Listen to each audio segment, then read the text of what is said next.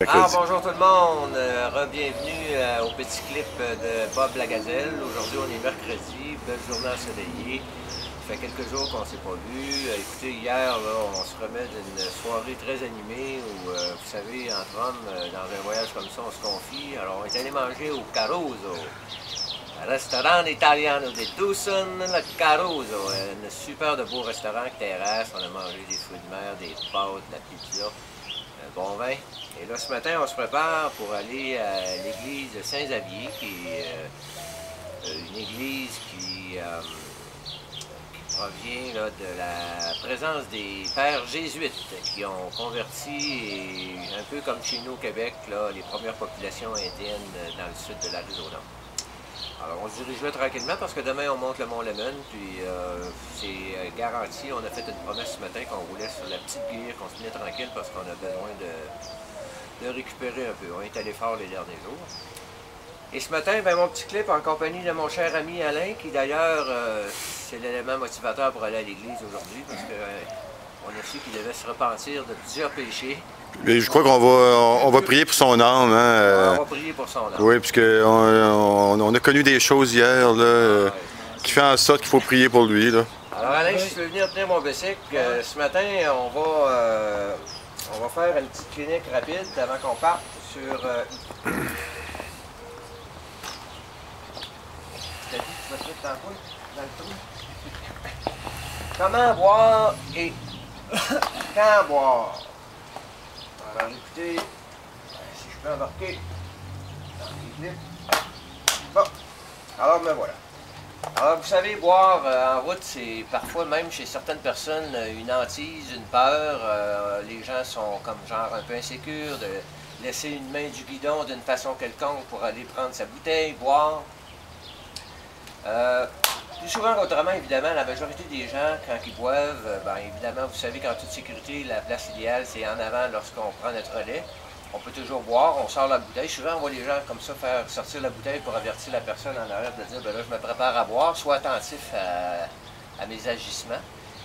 L'idéal, on boit souvent en arrière. C'est lorsque, justement, on a donné un effort et qu'on est rétrogradé à l'arrière du peloton, et c'est le moment idéal pour boire, parce qu'on se trouve être le dernier. On peut même s'éloigner de la dernière personne du peloton pour boire. Et au niveau de la position pour boire et comment boire, bien, écoutez, moi personnellement, je vous dirais bien honnêtement, pour avoir une meilleure stabilité sur le guidon, étant donné que quand on doit boire, on se doit d'être, on choisit un moment où on est en sécurité, on n'a pas à se préoccuper vraiment là, de la tension là, de la roue d'en avant, parce qu'en arrière, on s'est laissé dégager un petit peu. Où on s'écarte de la ligne du bicycle qui nous précède, je préconise, moi, la main sur la barre horizontale. Pourquoi? Parce que, si vous voulez, de façon naturelle, la main sur une cocotte, c'est beaucoup plus instable. Si on frappe un trou, on fait un geste de travers, il s'agit que le guidon vire bout pour bout, puis on passe par-dessus le bicycle. Hier, justement, ça m'est arrivé en buvant. Et étant donné que j'avais la main, moi, ma façon de boire, c'est étant donné que je roule souvent comme ça. Ou comme ça, quand il m'arrive de boire, je mets la main sur la barre horizontale de mon guidon. Et je peux facilement descendre ma main, toujours en fléchissant les coudes. Je vois bien où je m'en vais. Je prends ma bouteille, il est possible de la prendre, de la fléchir du côté de la tête pour être capable de boire.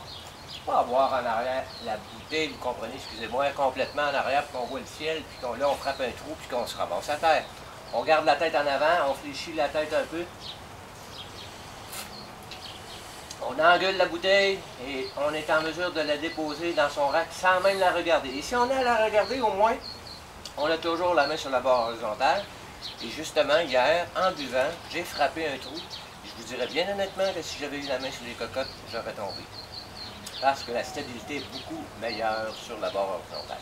C'est mon point de vue, ça peut être discutable, mais je vous dirais que je pense que de cette façon, il m'est arrivé de sauver bien des malheurs en buvant.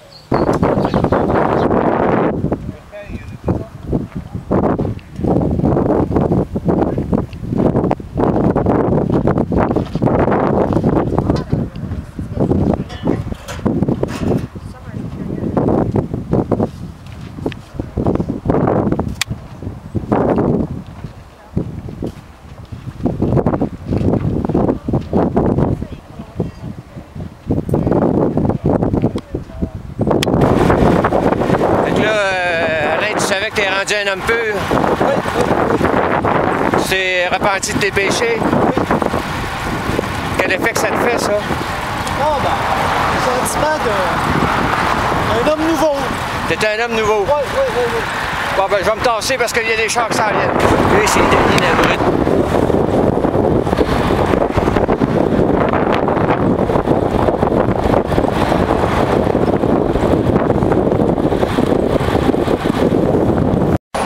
Quel effet que ça te fait, Denis, de rouler sa petite plate là aujourd'hui? Là? C'est comme bizarre. Là. Ouais. J'avouerais que ça arrive pas souvent.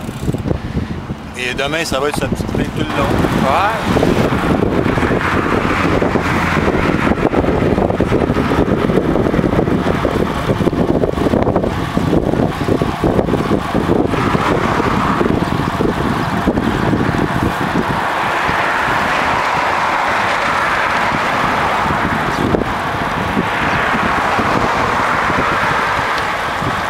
On relaxe, on relaxe. Non, c'est beau.